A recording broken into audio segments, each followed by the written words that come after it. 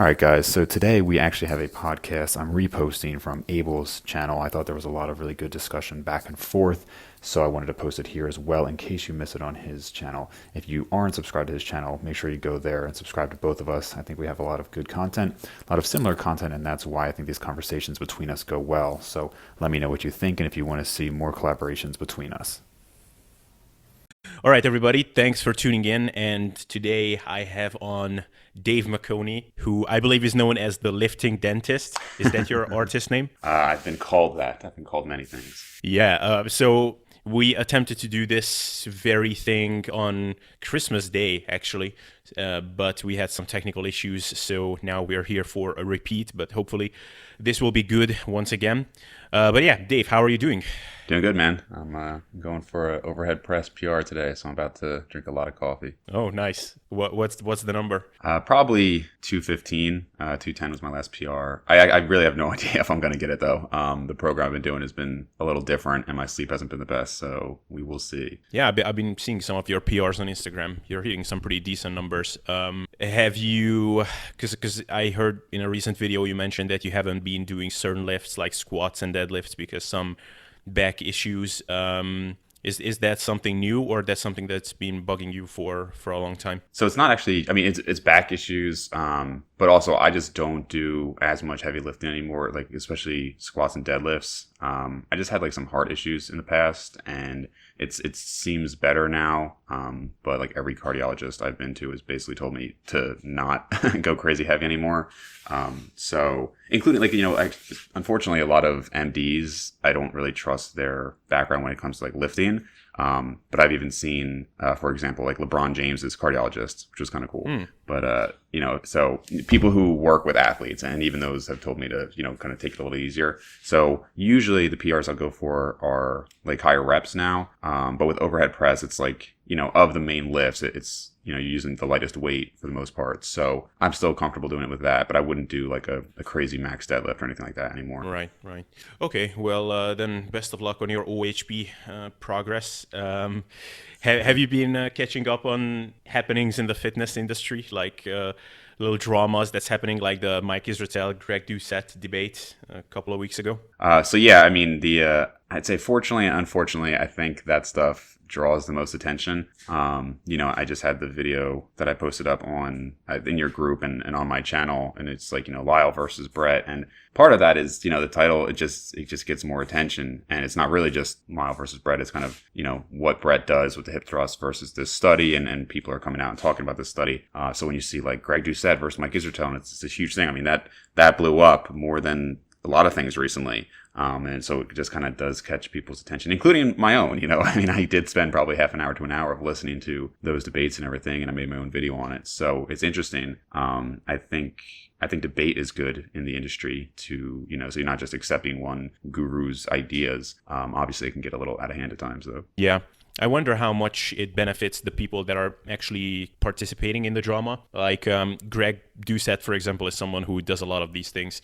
And I wonder if it actually helps his coaching business in some ways, because on one hand, I have the same perspective as probably you have, that it doesn't really provide any real value to anyone as much as actual discussions about real topics that can directly help people. But on the other hand, Greg is, I actually just saw that he's charging some pretty hefty amounts for his coaching.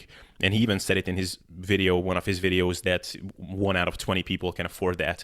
So from that standpoint, maybe it helps him to just have a sheer number, like a really big number as far as his audience goes. Wow. And then more people can afford that statistically. So I don't know. Yeah, it is interesting how people will just go, that whole like pre-selection idea of just, if you see other people who are into something, you just assume it's better, right? And that, I mean, it applies to people. You see an actor or something and everybody's swarming around them, that they seem like somebody you want to be around. And in the industry, nobody knew. Greg Doucette isn't really any more knowledgeable now than he was 1 year ago. But a year ago, he probably could charge a quarter of what he charges now, just because people know his name, and I think everybody kind of realizes that. It's just interesting to see it take hold here in the fitness industry so obviously, where I think in the last year he's gained like 180 or something thousand subscribers. Yeah. And that's allowed him to really get his name out there and charge higher prices when, he's probably not any, I'm sure he's a good coach, but he's probably not any better of a coach now than he was just a year ago.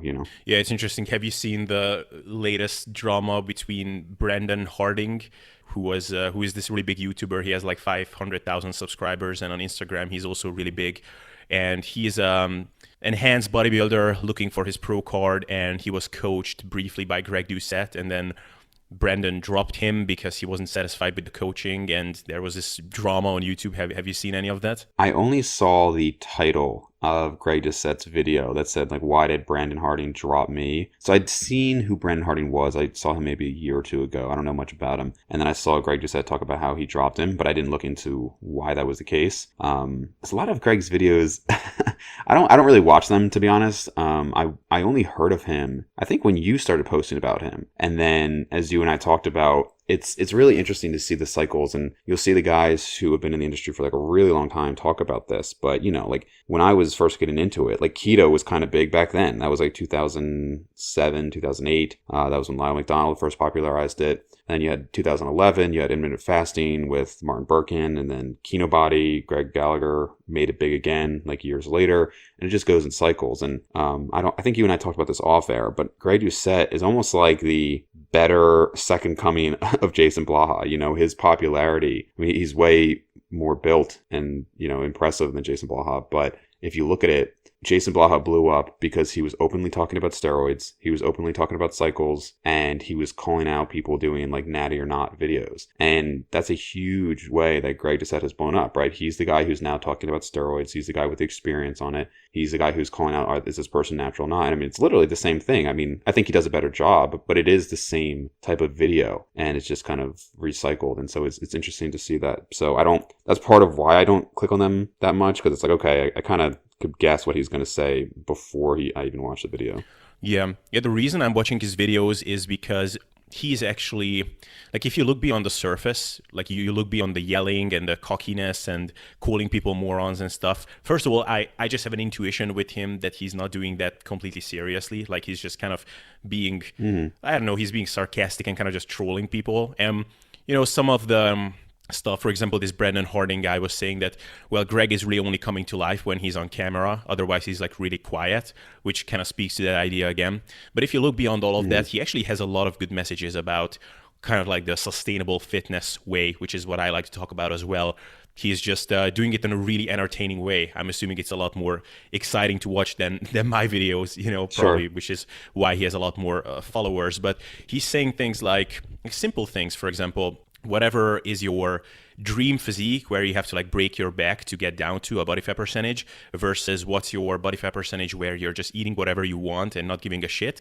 Like, the actual body fat that you can maintain is like between the two, which is like really simple, but it's such a valuable thing for people to hear. And he has a lot of things like this, which people can really take away from his work. It's just, I guess it's hard to sometimes look beyond the goofiness and the yelling and all of that stuff. But Right. Yeah, no, I think for sure, I mean, it's not just about the message. It's often not almost at all about the message. It's kind of like how it's portrayed. And I've even had that, I'm used to, I guess, more, I don't know, like standard debates and conversations and just how I speak. And there's been a number of times where I have recorded a video and I watch it and I'm like, damn, I sound so boring because it's just like, it's how I normally talk, but I don't talk like a YouTuber, I don't talk like Greg Doucette. And so, and usually I never redo the videos because I just don't care enough to do that. But I watch it, I'm like, man, like that, like I'm bored listening to this. So, I think even if you watch my like recent videos compared to like my first videos, if you went back like a year ago, you'd probably notice a significant difference in tonality and demeanor. But that's still me. If anything, I was probably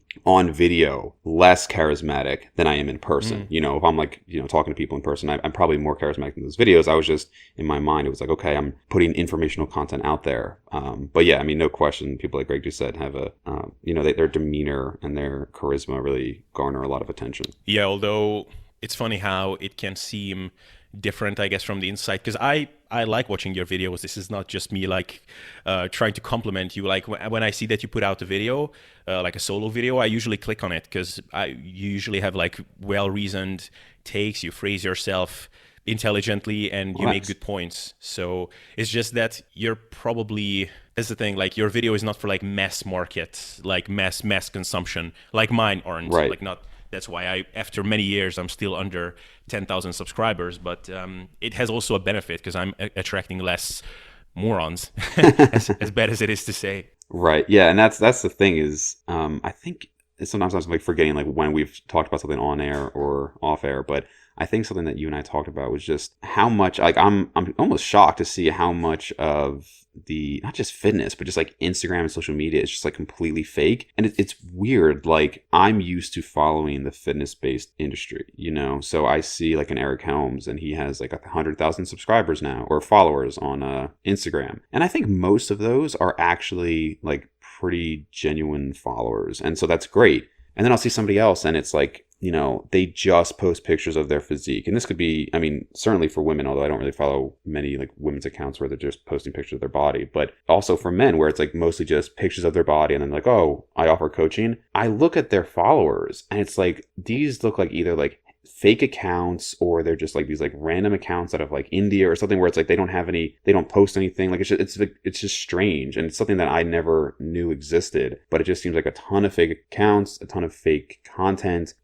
It's just, I was surprised to see how much of that was out there. And so yeah, I mean, you could probably, I know some people like buy followers or things like that. I'm sure you could do that just for the number. But I think, you know, if I look at your videos and maybe you have only quote 10,000 subscribers or so, but I think you have like intelligent followers and good discussion going on, which is, you know, I mean, sometimes the random comments can be funny on other people's videos. Like I usually do go down and read the comments, but it's probably not helpful. Yeah, I think the big followership always comes with a bit of a price. Like the kinds of comments that Mike Israetel, for example, gets on his Instagram videos, I don't know if I would have patience for that, honestly. Like probably, and he like actually responds to a lot of those. Like probably if I saw that on any random video or picture, I'm getting hundreds of comments like that, probably at some point I would just stop reading my comments because it would just drive me mad. Right. It's pretty nuts. Like I don't know if you've seen the comment under that my morning routine picture. It was pretty mind blowing, honestly. I think we might have talked about that. I didn't see it. I'm actually trying to pull it up now just to see if I see anything. But I mean, it was so for people that don't know, I posted a picture, very obviously a satire, basically like my morning routine, and it's making fun of these crazy morning rituals that people have, which often I don't even believe that people actually do those things. But it's like 5 a.m. cold shower, 5:30, walking in nature barefoot, then deep tissue massage. After that, vigorous exercise. After that, visualizing my goals, and it goes on until like 9 p.m. And so it's very obviously a joke. And Mike Israetel reshared it on his wall. And I would say like half the comments like totally took it seriously. It's like, oh, Mike, so you're really walking barefoot in nature? Like, what's the science behind that? And it's like, man, you're an adult person. Like, you seem like you're over 30. Are you serious?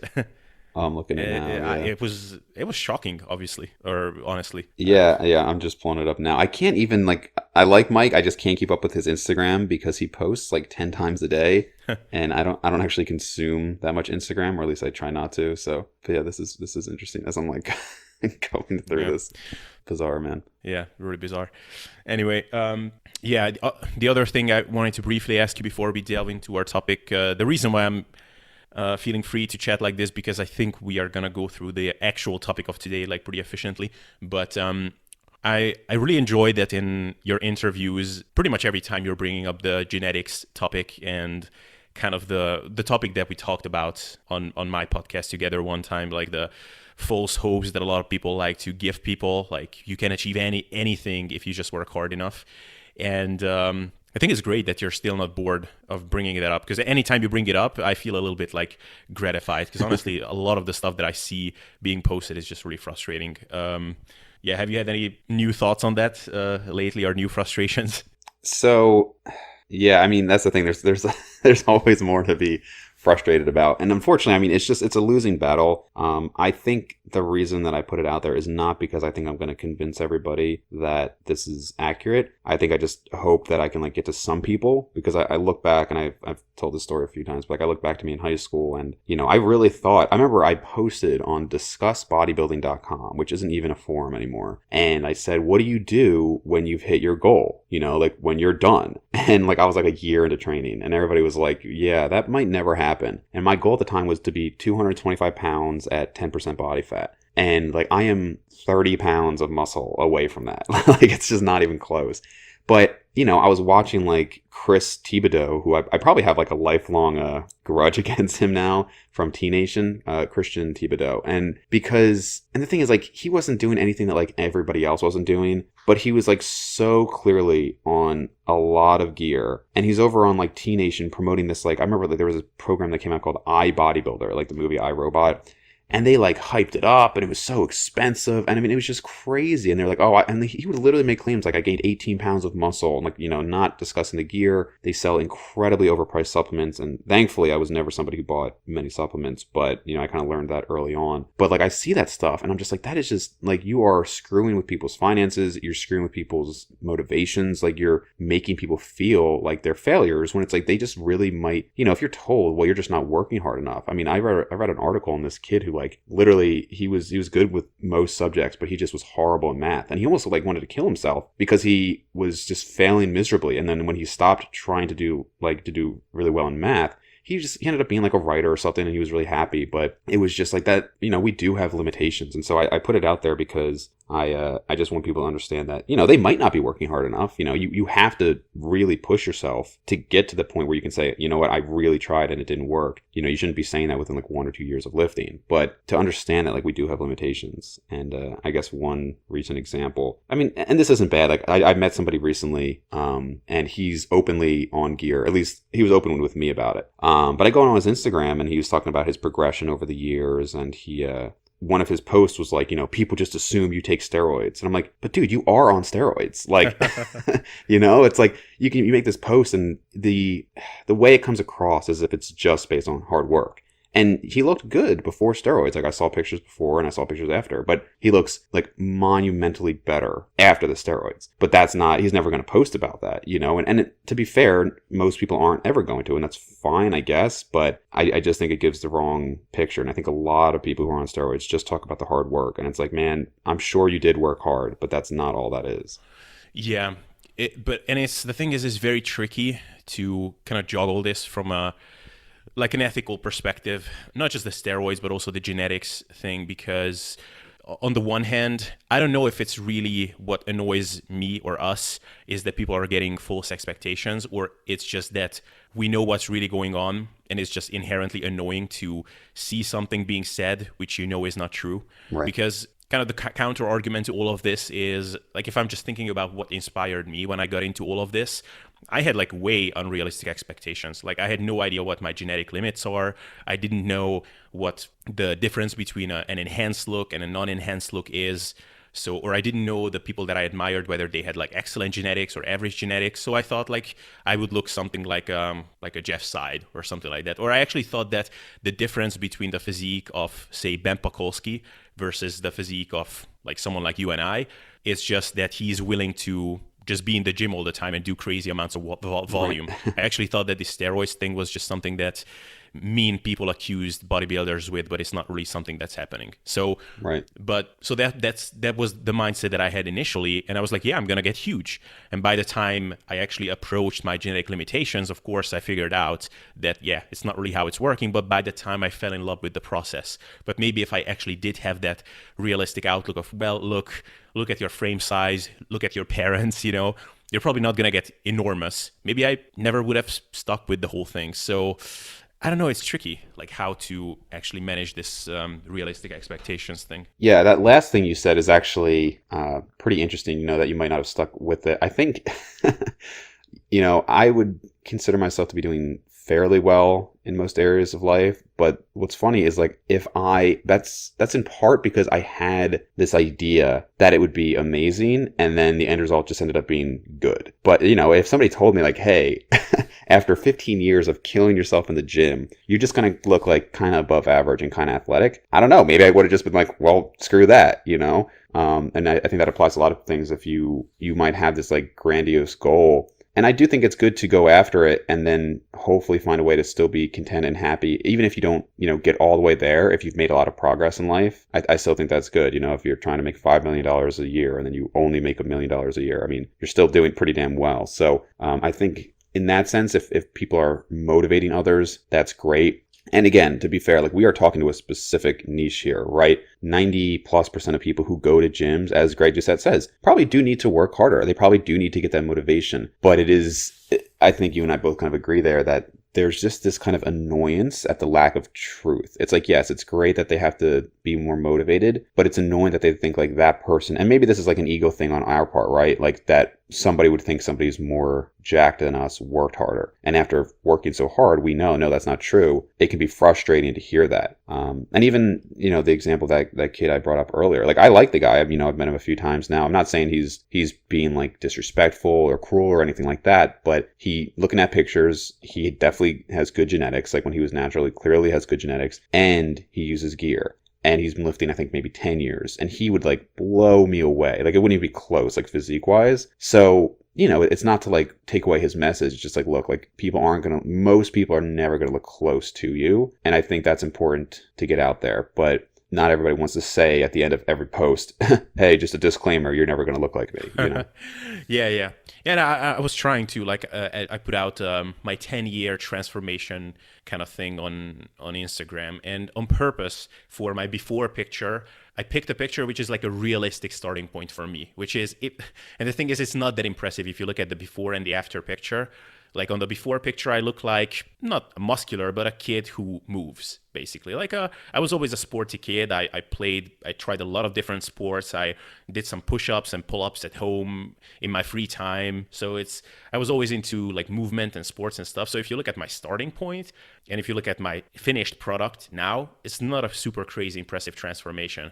But I could put out a picture where I was like injured and lost a shit ton of muscle and was lean in the meantime. So I look like a Holocaust victim or something like that. Right. So if I put that up as a before picture, it's like, whoa, bro, like crazy transformation. But that's not real. And but at the same time, I saw someone that I respect. He has all my respect. But Jeff Alberts put up his transformation pictures, and there is a photo where he was like 17 or something like that, and like now. And I know that we all know that Jeff Alberts was pretty much jacked as he came out of the womb. Right. Like he was jacked all his freaking life. So I even said, like, Jeff, like, were you injured there or something? Like, I thought you were jacked as a kid even. It's like, well, yeah, it was a long layoff. I didn't work out for a year. Right. So it's like, oh, well, there you go. Yeah. It's, there are just countless examples. So hopefully people don't take this as like us bashing others. They just get that we want it to be realistic, I think just by virtue of staying in this game for a long time, like most people who have crap genetics quit, not just with lifting, but anything. If you're horrible genetics for football, you might try it for 1 year and then you're probably going to duck out because it sucks to continue doing something that you don't have good genetics for. So just by looking at like the pool of people out there who have been in the gym for 10 plus years, that group alone already probably has better than average genetics. Yeah. And that's the thing, even that's not always the case. Because like, you and I don't exactly know how like good your genetics are compared to mine or whatever. I would consider myself like pretty much bang average. Like I have some good body parts and some shit body parts. On the net average, probably I'm like average, maybe in terms of pure muscle mass, how much I can put on. Maybe I'm even slightly like below average. But just looking at Instagram, I would think that I have like super shit genetics. Sure. But there are people in the industry even that have, they worked out for as long as I have, and they have far worse physiques than I do. So it's sometimes good to get a little bit of perspective. Like, yeah, there are levels. Yeah, for sure. Yeah, man, and you look good in the video you just put up on if you should bulk or cut. Like I was looking at that, you look very filled out. Now, are you still around the same weight, or have you bulked up a bit? Oh no, I'm definitely not shredded anymore. Then my face would look more handsome, but I would definitely not fill out that shirt. No, I'm like mid teens now, or low teens. Body fat wise, so I definitely went up from my like shredded weight, but yeah, you like the 180s now weight wise? Yeah, like low 80s kilogram wise. So like I haven't been weighing in a lot these days, but probably like 83-4 kilograms or something like that. Yeah, that's about what I would have guessed. Yeah. Anyway, so let's finally talk about what we are actually here to talk about. So bulking.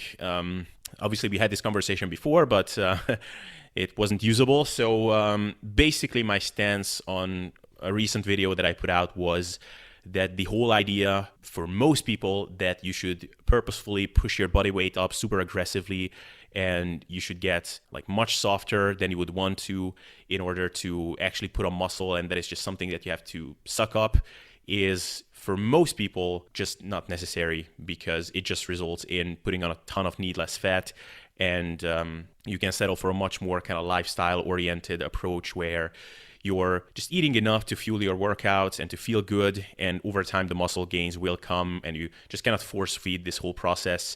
And basically all these people that are out there showing that, well, I'm eating so much and I'm already, I don't know, 20 pounds up, and I'm sick of eating, but I have to do it because I gotta get huge, is just there because they need more content to show people. But otherwise it's just gonna end up them getting chubby as well, and then they will have to do a whole bunch of needless cutting after that, which could have been preventable. So that was kind of the gist of what I was talking about. But there is obviously a lot of counterexamples to that where it seemed to have worked out for some people. So maybe they never would have gotten as big as they did if they never pushed their body fat up as high as they did. So I don't know. It's an interesting subject. So what are your initial thoughts? Yeah, so I mean, there's not a ton of data out there as far as like, research on this. There's the one study where they showed people who had a really big surplus, they ended up gaining something like 3 times as much fat, but barely any more muscle. So you could look at that and say, well, there's really not much of a benefit. If you just go slower, it'll be better. I actually do think that like when you're starting, I think it's good to push things a bit. I think because you have so much potential for muscle growth, you can afford a bigger surplus. And so I think you could, really go up in weight quite a bit that first year, maybe second year. And even for the first few years, I'm still in the camp of being in favor of bulking and cutting cycles. Now, again, that's what I did. That's what almost everybody I know who was big did. That doesn't necessarily mean it's the right way to do it, but it seems to be how almost everybody actually ends up doing it. I mean, if you look at any of the bodybuilders we know, Jeff Nippard, Jeff Alberts, Alberto Nunez, Eric Helms, like the whole 3MJ crew, Lane Norton, they've all gotten significantly higher in body fat at some point. Not to mention, of course, if you're talking about relative to contest prep, that contest leanness, you're going to be, at least 20 plus pounds over stage weight for most people anyway. But I'm talking about even if you were to die down just to being like beach lean, I still think there's some value in going above that. But once you've been doing this for a while, I think taking it a lot slower. I don't know what your plans are now that you've gotten like really shredded. I don't know how much heavier you plan to get, but I think, doing it slowly ultimately is going to provide about as much benefit. I think last time we talked, the stuff that got erased, I think we were talking about Steve Hall, how he's bulked up to like the biggest he's ever been. And it'll be really interesting to see how much that really nets him when he does his next contest. And I think relatively he will certainly be bigger. But again, he had only been training, I think, maybe 7 years at his first competition. So I would certainly expect him to go up from there. And I think the anecdote I gave last time was that after about 12 years or so of lifting, I decided to just do one like mega bulk. So I'd always done a yearly bulk cut cycle. And this one I changed it to 2 years. So for the first year and a half, I bulked up and I went from about 182 up to about 220 pounds. And I was super soft. And I mean, I was big though. I mean, the nice thing about being, I have a pretty big frame and, I'm 6'1". So most people just saw me as bigger. Like they just saw me as a bigger, more muscular guy. And like, I definitely felt fat. My face was looking chubby, like very chunky, but most like the average person just thought I was like a really big guy. And then of course I then started to identify as that. So that made it even harder to cut down. But what I found was that when I cut down to about 200 pounds, I was bigger than the last time I was 200 pounds. But by the time I'd cut down back to like 180 or so, I really didn't end up netting much of anything, unfortunately. Now, that's just my own anecdote. Maybe somebody else, it would be different. But on the whole, I'd agree with you. But I do think for the earlier years, doing bulks can still be beneficial. Yeah.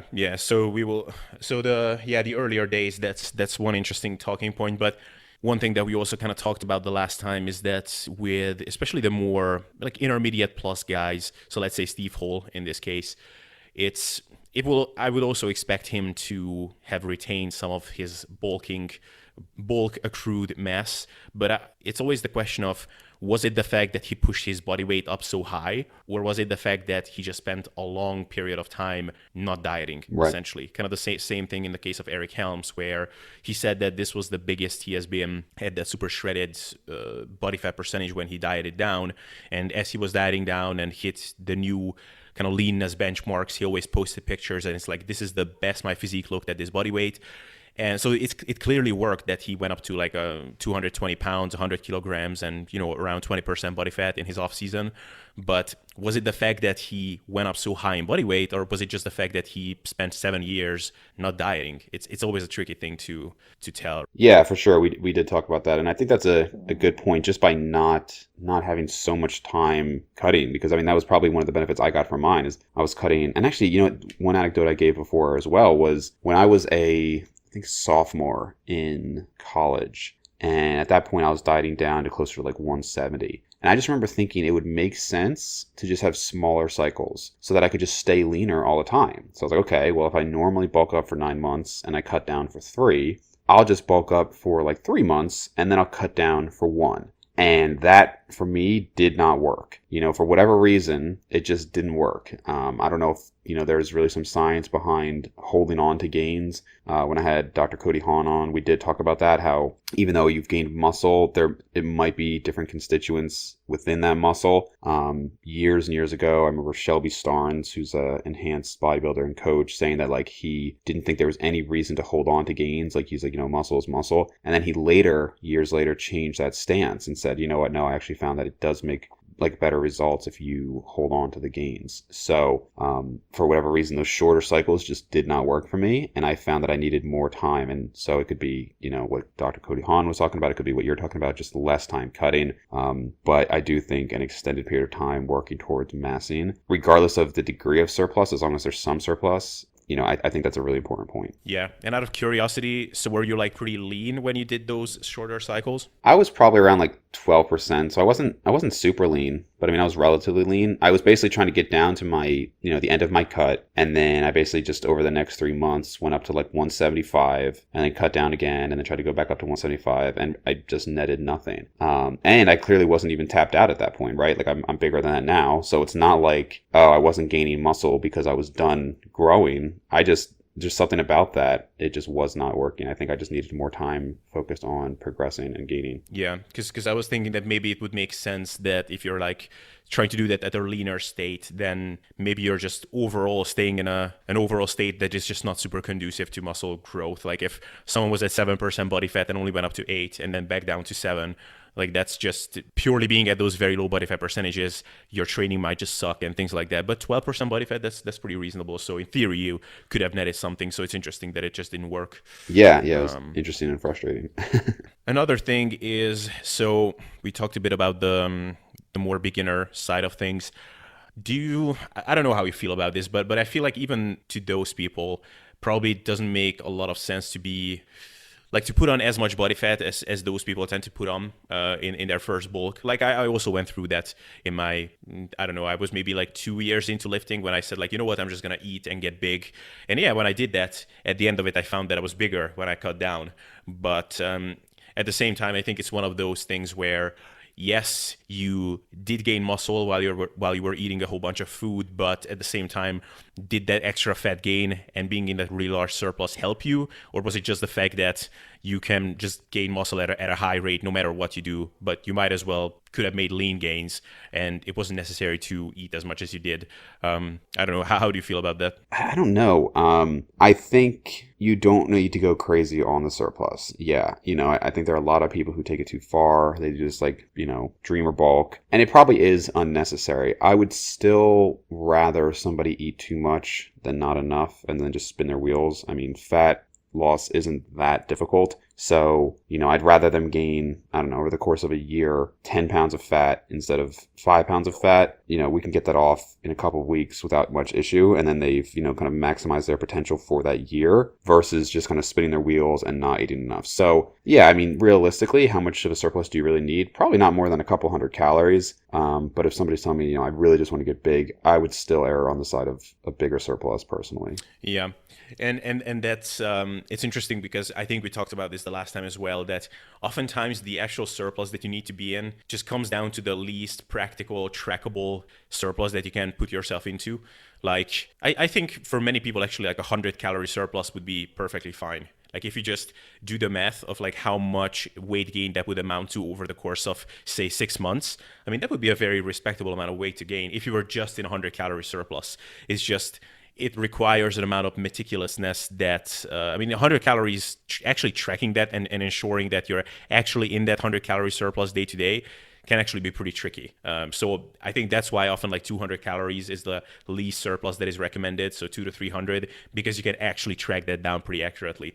But probably if we were actually able to track down things as precisely as we would want to, you could even be like in a 50 to 100 calorie surplus. So that's kind of an interesting thing. But what I like to do with people that are open to that, and what I try to do in my case these days as well, is to actually just rely on appetite and let that dictate things. Because honestly, I don't think it matters as much as it would intuitively seem to be the case, that you have to be in a surplus like each and every day. And if by some chance on some days you're only at maintenance or maybe in a small deficit, then it's just going to throw off your bulk. I mean, honestly, you're looking at a trend over time. So if you've been in a surplus for like 8 days and then you have one day when you're not in a surplus, then on the net balance, you're probably still like up regulating all of those things that you want in your body that are responsible for maximizing anabolism, so to speak. So probably it's not such a big deal if you're like not in a surplus every single day. So probably just gauging appetite should be a workable way for many people. But I think that brings up another thing which makes this a bit tricky, is that people are just different. So I'm obviously coming off of my own experience, and a lot of people that tend to interact with me because I guess I'm just attracting them with the content that I'm making, because I've been always someone who would tend to get a bit fatter if I'm not paying attention versus staying too lean and too small. Whereas for other people, they might have the issue that they tend to undereat all the time. So they have to be a bit more purposeful with ensuring that they are in a surplus. So I don't know if you have any thoughts on that. Yeah, I mean, I think last time we did talk about how we probably wouldn't go too much on appetite. I know some people say, oh, like you just got to trust your body. I see a lot of a lot of BS about that stuff of like, you know, you just got to trust your body. And if you're gaining weight, you're just eating the wrong foods. And I mean, that sure can be true to an extent, but what did I see somebody recently talking about? How, like, if you're eating the wrong food, I mean, it was just complete nonsense of like, you know, your testosterone, estrogen balance will be in perfect alignment. And if it's not, it's because you're doing something wrong. It's like, yeah, or you just have more aromatase. And for some people, like, especially, I mean, they could just be higher body fat, but like we have different genetics. You know, some people are going to have higher and lower hormone levels. Some people are going to have higher and lower appetites. I don't think you can just go by that all the time. You know, I'm sure there's a lot of fat people who still are really hungry all the time, even if they're eating some of the right foods. You know, I mean, it's just different. And I'm kind of like you, where my predisposition would be to be heavier, you know, to be a higher body fat percentage. I know a couple people who just naturally are just freaking like 8%, like a legit 8% all the time. I mean, that's rare, like a legit 8%, you know, and then to be even like leaner, you know, like a true like 2% like keto body. I mean, that's, you know, one in a million. Crazy. But but yeah, you know, I mean, some people are gonna be different, and I think if you're somebody who just has no appetite, you are gonna have to consciously pick, you know, more calorie dense foods. You might have to force feed yourself. I know we were saying before about how it's unnecessary in terms of like gaining a ton of weight, but I do think there are going to be some people whose bodies just don't want to gain weight, and it's going to be a struggle for them. And there's going to be some people whose bodies just really don't want to lose weight, and again, it's going to be a struggle. And I don't know how much you can really change that, you know, that body fat set point. I mean, that'd be a whole other discussion. I don't know if you want to get into that, but there's plenty of data out there that shows that's very hard to change. You know, when your body is going to try to maintain homeostasis, and even after maintaining weight for a long time, there's still often a decrease in resting metabolic rate relative to people who are naturally at that weight, you know? Yeah. This is very complicated or very tricky to manage, because for a lot of people, basically the way they could maintain a leaner physique and complete a long, many months long gaining phase in an overall leaner state would be, essentially the way would be to kind of have the same behaviors and many of the same foods that they would eat on a cut, which many of them probably just wouldn't find as enjoyable. And they can get themselves to do it while they're cutting, because at least there is a short-term promise of, okay, I'm going to do this, but then my body is going to look better in 8 weeks. But then when the cut is over and it's now time to gain and just eat enough, then it's like, well, so now I have to keep eating like this. This sucks. I don't like this. And that's when it's easy to gravitate back to their old habits and start reincorporating some of the foods that they were eating before. And then, yeah, their predisposition is to just get a bit heavier and fluffier eating those foods. So it's a very tricky thing to manage for people. So I guess that's where this whole kind of lifestyle change talk comes in. And for many people, I guess a lean bulk has to be some sort of a more lenient cut, almost, if they actually want to stay leaner. I don't know if you have some experience with that or any thoughts on that. Yeah, I was actually going to ask you where you think you'll end up body fat wise, and if you think what's more sustainable for you. I know you liked being leaner, but I don't think that's super sustainable from what you said. So my follow-up question was going to be what where you think you'll kind of maintain. I think for the most part, yeah, you still have to make a lot of like conscious decisions in terms of the food that you're eating, especially if you just finished the cut. If you just got down to a really lean point, you can't just go ahead and eat whatever you want. I mean, actually, one of my like favorite periods is when I've just finished a cut and I'm just now slowly going back up. Like most of the time, that's where I really like to be, because when I'm bulking, like the last time I cut was about 2 years ago now. The last time I got like pretty lean. So I've been, 195 to 205 for a while now. And, sometimes dipping down like to 190, but I haven't done like a serious cut in a while. And it's fine, but I don't have the appetite like I used to. I run into like some GI issues and stuff like that. So when I'm dieted down, I feel the best because like I'm not bloated at all.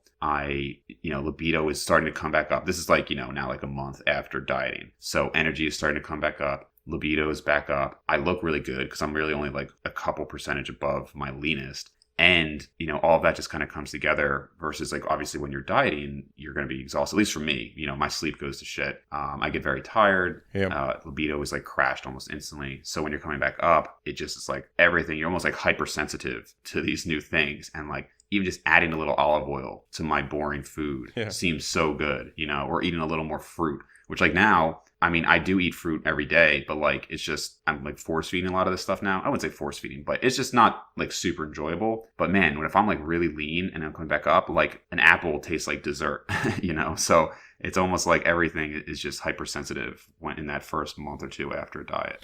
Yeah. I mean, it is tricky because, obviously there is the cliche of the way you diet should be a way that you can foresee yourself eating for the next decade or something like that.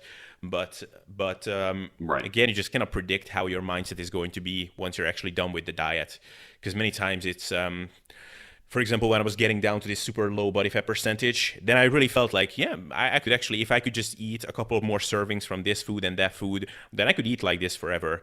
But that's when I was down there and I didn't have the goal anymore for, getting ready for this photo shoot. And that's when I realized, like, man, it's not just the diet, but just life at this low body fat percentage just sucks. Like, I cannot sleep. I have no libido. I'm irritated by everything around me. So, I mean, I could keep doing this. I'm not as hungry anymore because I'm eating enough. But probably if I just want to have a better quality life, I need to get a little bit heavier.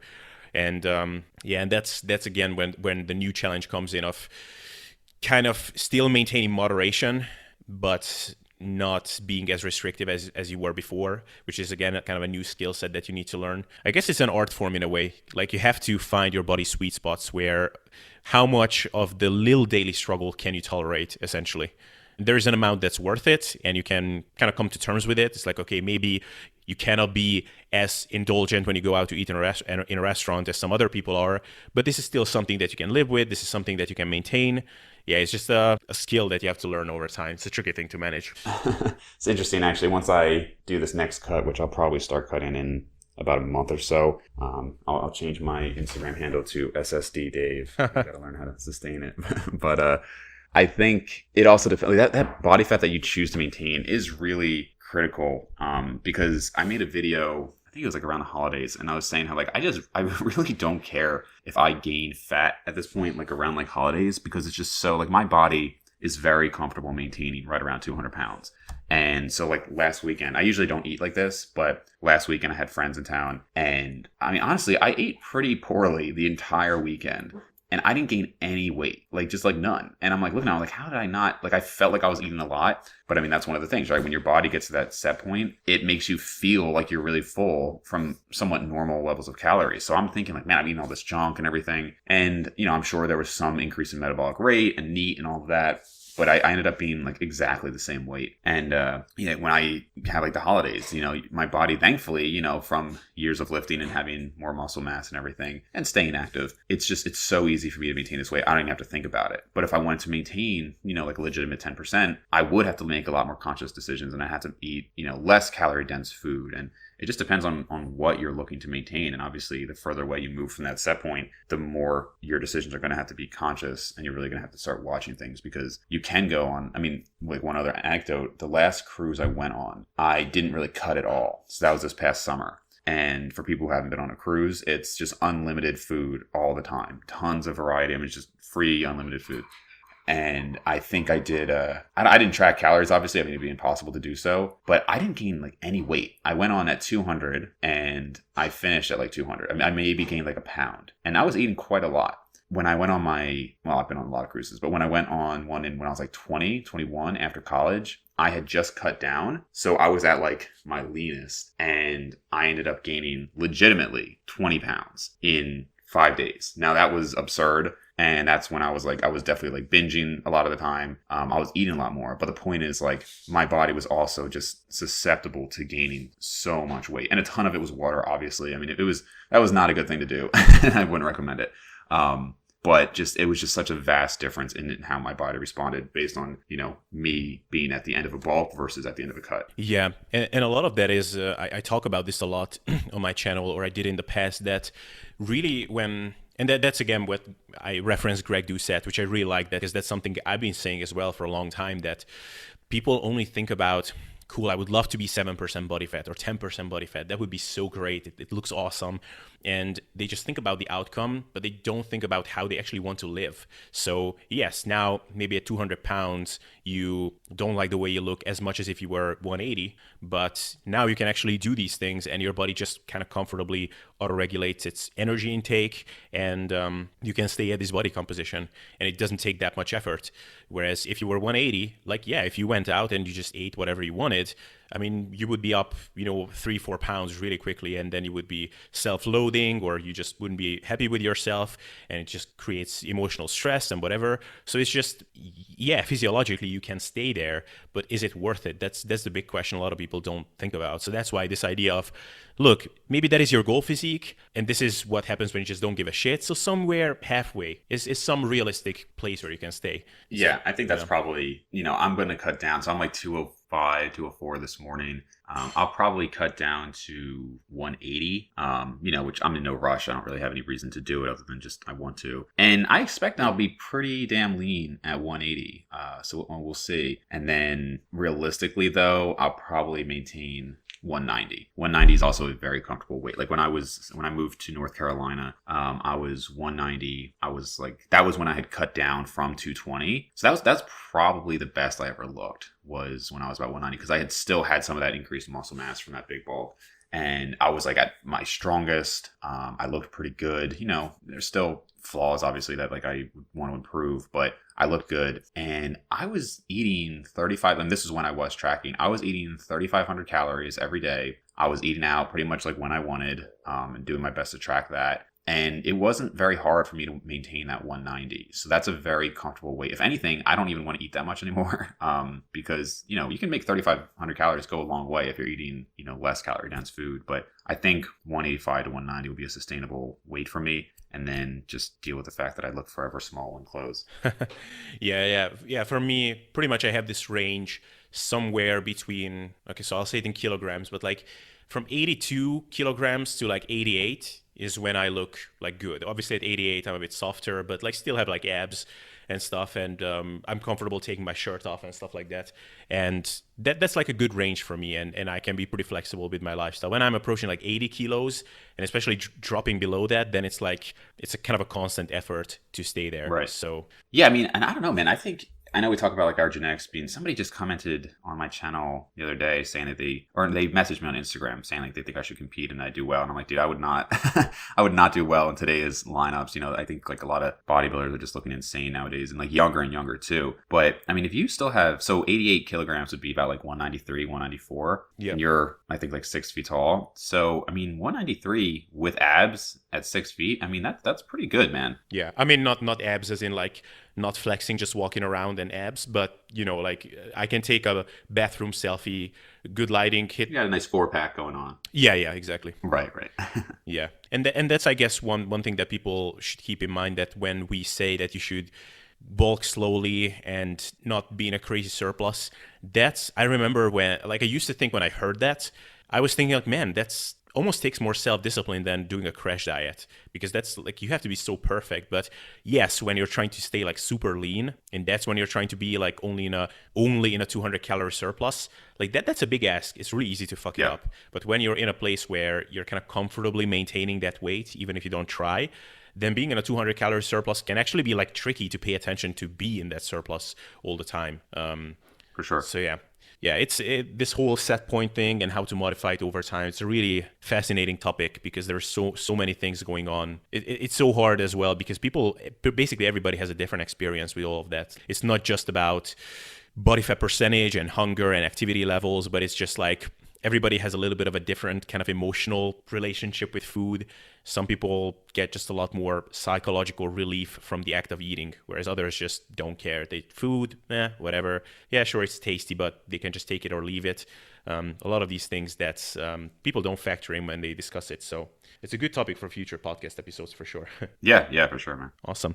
Cool, man. Then I think we pretty much covered everything here. So, one thing I want to close with is if you just could give the top 7 biggest mistakes that people do during bulking, and it would be great if you could order them, but say it in reverse order. So start with the biggest mistake and finish with the smallest mistake. Just if kidding. you don't mind, I actually have a top 13. I just thought that would give people more value. Yeah, sure.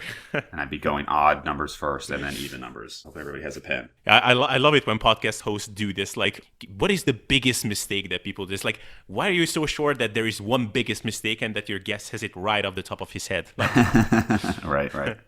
Anyway, yeah, just let people know where they can find you. It's theliftingdentist.com, right? Right. So drdavemcconey.com if they want to check out my website. Dave_McConey on Instagram, and Brains and Gains on YouTube. I actually got to think about that because I had some people say like, it'd be easier to find you if you have the same name, which is definitely true. I'll have to figure out. Brains and Gains was taken on Instagram, so I got to figure out if I just want to make my YouTube Dave McConey or if I'm just going to keep them separate. But for now, that's where you can find me.